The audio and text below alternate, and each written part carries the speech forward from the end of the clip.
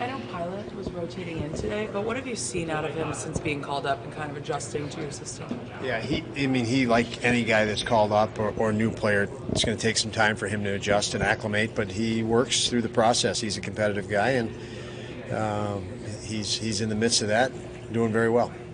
Don, we talked yesterday morning and we talked after the game just about learning how to put some of these defensive pairs together in the wake of the injuries.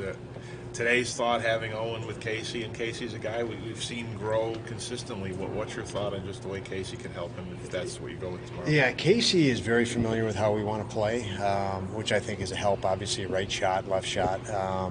We had Owen and Dawes together for offensive reasons. They can possess a puck so well together, but I think we're going to split them up tomorrow and hope that we can get a little bit more balance through the six by virtue of that. And I think Fitzy's a good complement. Again, he's a guy familiar with obviously myself for a long time and the way we want to play. Rasmus Stelling was the first guy out there today, and it looked like he was shooting from exactly where he was stopped in the last few seconds yesterday. What's that say to you about him? That exemplifies him. He's never satisfied. Certainly when something doesn't go the way he wants it to go, he addresses it the right way. And the right way would be on the ice early trying to correct it. And if it's not there, it's in films beforehand. He'd grab one of us as coaches and want to go through something as well. And what did you have, Mike? Sorry. Well, it's kind of along those lines. We watched that play. You watched that play on tape, and you talked last night some of the struggles Power had in the game. That's a play where a guy who might have been struggling in the game just tries to fire the puck at the net willy-nilly. What does that say that he took a look and got you guys a quality chance right at the end? Yeah, that there's so many subtleties to Owen's game. He's a kid. He's young.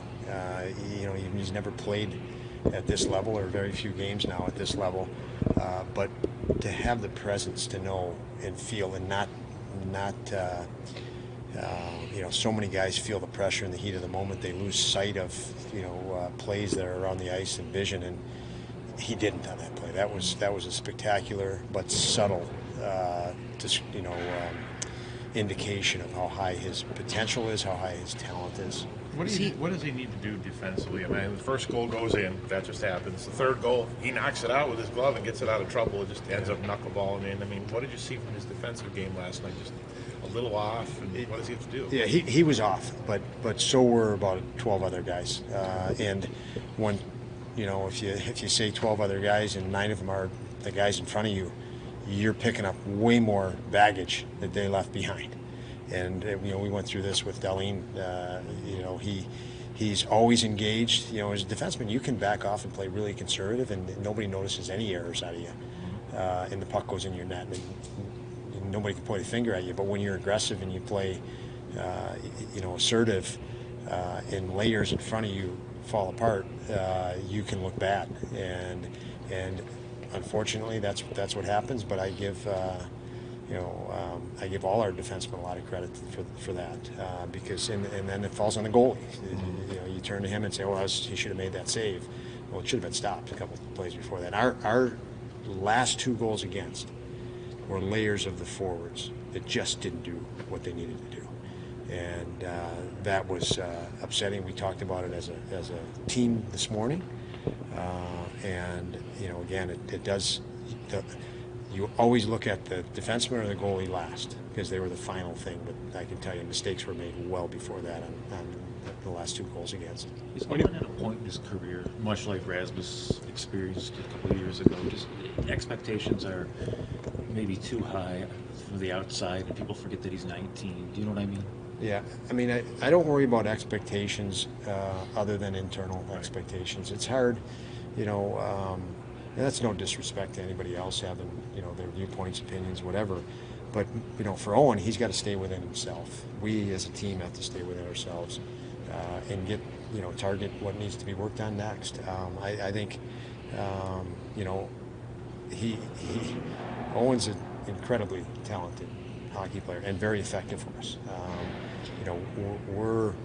We have some injuries back there. We're asking guys to do more, and at least initially till we can get some call-up guys or new guys that weren't in the lineup because of injuries in sync. I think there's going to be some hiccups. And I don't think it's necessarily the specific guy that it looks like in each one, because this is a team game. But for Owen, I don't really worry about expectations. I mean, Dahls has gone through it. I think Dahls is real supportive. I think the players around him are real supportive, and I think he embraces it. You know, he has a demand to be better. He's not satisfied. So you don't have a guy here that's living the life like I'm a number one pick and I'm something special. Owen works. He doesn't present. He doesn't think and process that way. He tries to find ways to get better.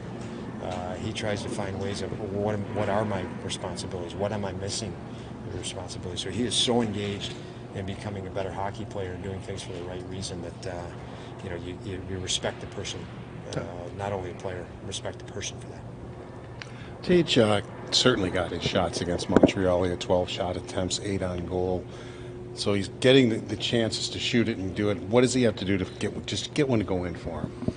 Well, it's going to go in for him. I mean, because of what you said, he's doing the right things, and you just have to keep doing the right things. And when it breaks, you feel it's like a breath of fresh air. We all know it. You feel so much better, and you're in sync. You're not overthinking things. But any guy that's a goal scorer, accomplished players, which all these guys have done through their career, you start squeezing and pressing, and even my conversation today with the whole team is what we just went through last night, what we went through in Seattle. Those are natural occurring processes that you cannot replicate in a preseason. You can't replicate it in the off season.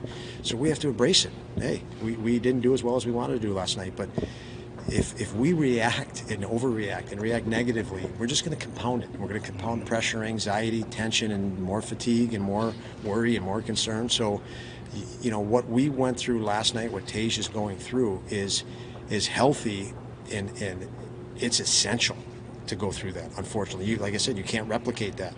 So you got to be able to come to the rink today and plow ahead and not carry any anxiety and any fear and drive forward. And for Tage, I think he's working through that process as other guys are, because they just want it so bad, so fast, and that can complicate the issue. Don, you had a look on the inside of Patrick Kane. Everyone knows a lot about him, watching the Hawks, watching him. What did you learn being in the room with him for that time about him? One really special with all talented elite players. Every moment matters. I mean, it matters to him, and I think of Darlene, and I think of just elite athletes, Crosby, and every player that I coach. Everything matters. The 42nd game of the year on the road when you don't feel good and you're down, it matters. They want the puck. They want to make a play. They're ready to make a play at any moment, any time, which makes them dangerous. And you combine that with talent. If we're talking about Patrick Kane, that he has, always dangerous. Is that what you're talking about? Why? I remember when he wanted to go to the World Championships, he wanted to be their captain for Team USA. Now, of course, with Chicago, he's not going to be the captain. Jonathan Toews is the captain. Is just the traits you're talking about the reason you think he wanted to go do that? Yeah, I mean, I had the good fortune of spending 2 years with him with Chicago, but also on the Men's World Championship team, and he was spectacular in all situations. He was our captain at Men's World Championships, and he was a natural in that. He's a natural leader. And again, you talk about captains, and Toews is a great captain and has been a great captain for a long time, but leadership and not only is Toews a great leader, so is Patrick Kane, and players, you see that, how players just migrate toward him, before practice, after practice, in the locker room, in the players lounge, and he says the right things and leads by example. So it's always a pleasure to be around people and players like that. What do you do to help younger guys stop getting discouraged? What do you do to prevent them from getting discouraged? The same thing you do with older guys, because they all get discouraged. I guess we just talked about Thompson and even Skinner and Tuck at times. They all do. You reassure them and you push them at the same time. You certainly don't want to be the shoulder to cry on, but you have to reassure them with confidence and push, and a little bit short of grinding them, but push them. And I think there's a little balance that's needed there when guys are fighting it. You had a bit of a new look on the power play personnel-wise. What have you just thought about the power play through 7 games here?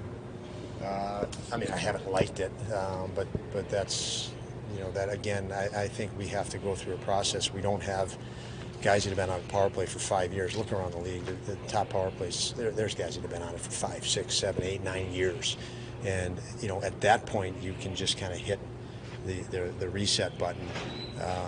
Our guys, are much younger, much less experience on it. So, unfortunately, I think this is what they're going through is natural. You just have to fight off frustration, doubt, worry, concern, because then you see behaviors that follow that. Maybe overpassing the puck, maybe hanging on to the puck a little bit too long. Just as two quick visual examples. But we've fought it a little bit, fought the psychology of it, and I just see it as a natural process. The group we have was very successful late in the year. It will be successful. Unfortunately, we're going through a bit of a process, and we'll continue to pay attention to it as a coaching staff and push. And I know it'll resolve, and we'll be much, much better as a result of it, of going through that. When you talked about the continuity, some of the best units in the league have, and earlier you were talking about not overreacting. Is that part of it? Trying to realize that these guys need time together, and you don't want to take 7 games and say, all right, we need to do something totally different or put a different guy in there or something. Yeah, I mean, we did, as you mentioned, we did tweak. We moved two players around. We switched Middlestead, and then we added Quinn. So those are 2 pretty big switches. One jumping on a different unit each. So, but yeah, I think like anything else, there's an awful lot we can react to. I mean, we can react to 50 things that happened in that game and blow things up every day. But what culture does that create? What mindset does that create? And is that a confident way? When you're just wishy-washy, you change things every day. You got to ask yourself, how are you wishy-washy about this? So, you're playing against $80 million payrolls or close to it, elite athletes that we go to work every day. The players do, and they get punched in the face, they get separated shoulder, they can get I don't know how many people go to work and have a competitor in their office knocking them around every minute, and that's professional sports. And so there's a lot of things that you want to progress at. We need to progress. That's our focus, is progression, not blowing things up every day. So it's hard, it's challenging, because we see lots of areas that you can react to, but again, we don't want to react to everything because it just doesn't send the right message. Thank you.